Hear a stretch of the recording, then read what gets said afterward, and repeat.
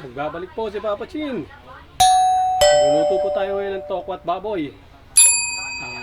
Ito po ang mga ingredients na gagamitin natin.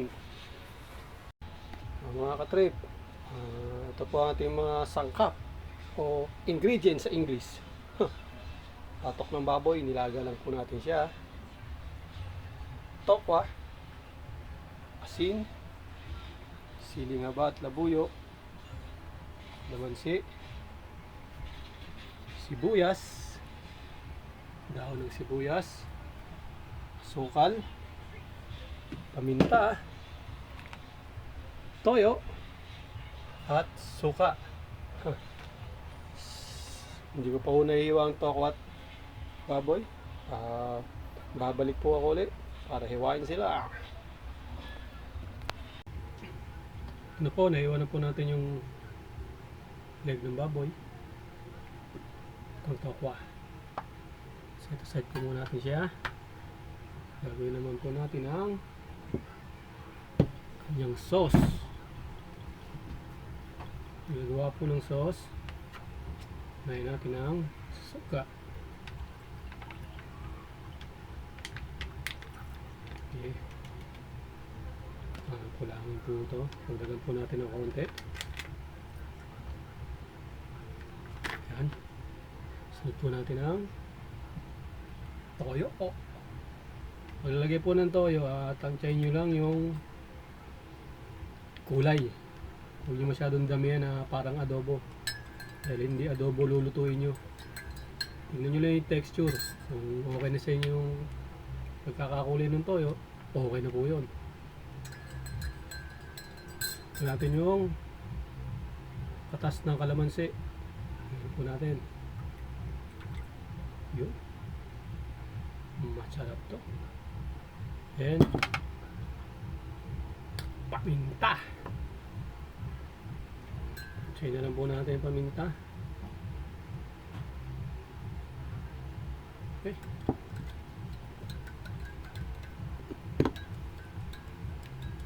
Konting asin. Konti lang po sa asin. Okay. Konting asin lang po. Ayaw lang po sa panlasa nyo, ha. Ito na po tayo magbabase sa asukal. Maganda po, tinitimpla muna natin yung pinaka-sauce bago natin ihalo sa sibuyas, dahon ng sibuyas, sili. Para po pag i-mix natin, konting mix lang, hindi na masisira yung tokwa. Okay. Siguro, isa. Galit sa asukal to. Dalawa. Tatlo. Okay. Mix, mix, mix. Halo, halo, halo. Mix, mix, mix. Kung okay na yung panlasa nyo. Pero matagal lang medyo halo nyo kasi matagal matunaw yung asuka sa toyo tsaka sa asuka. Hindi siya basta-basta na di-dissolve. English yun, dissolve. Ganyan lang mga trip. Pagkalos, ilalagay nyo nila sa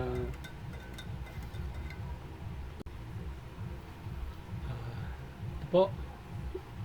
Ilalagay na po natin yung tokwa tsaka baboy. Ilagay po muna natin yung baboy. Okay, lagay. Hindi nakikita. Lagay. Ang dami. Maliit yung nilagyan ko, Mix natin, mix. Okay. Mix. Oh. Takwi. Ganun ito ko, ibabaw. Tapos kalahati lang muna. Okay. Mix nyo muna. Napakasarap to mga trip. Lalo na pag may tigi-tigi. Matik to mamaya. Marami na naman malalasing. Okay. Tapos lagay uli natin. Para halo-halo silang dalawa, ang baboy tsaka yung tokwa. Okay. Alam nyo na kung saan ako pupuntahan, mga katrip. Meron na tayong masarap na pulutan. Po natin siya, ilalagay na po natin yung pinaka-sauce.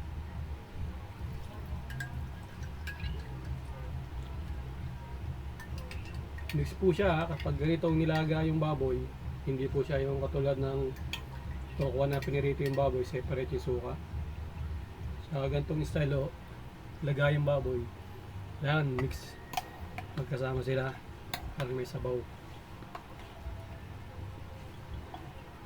Yan na po siya. Yung sili po, may ako ni halo. Magse-separate ako kasi pag nilagyan ko ng sili to, kotong tayo kay Mama Jo. Hindi ko makain ng manghang yun. Sasabihin na naman na si DJ dyan, ano mo nasabi?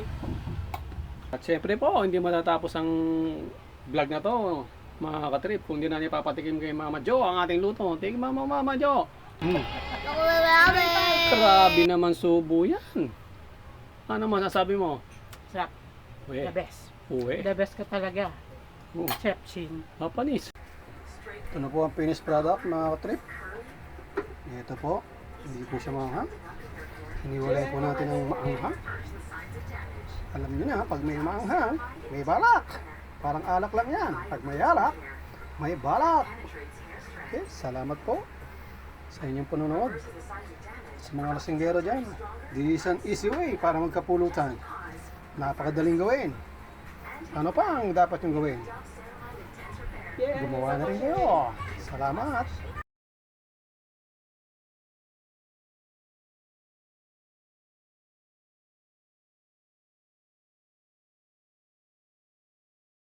Thank you for watching.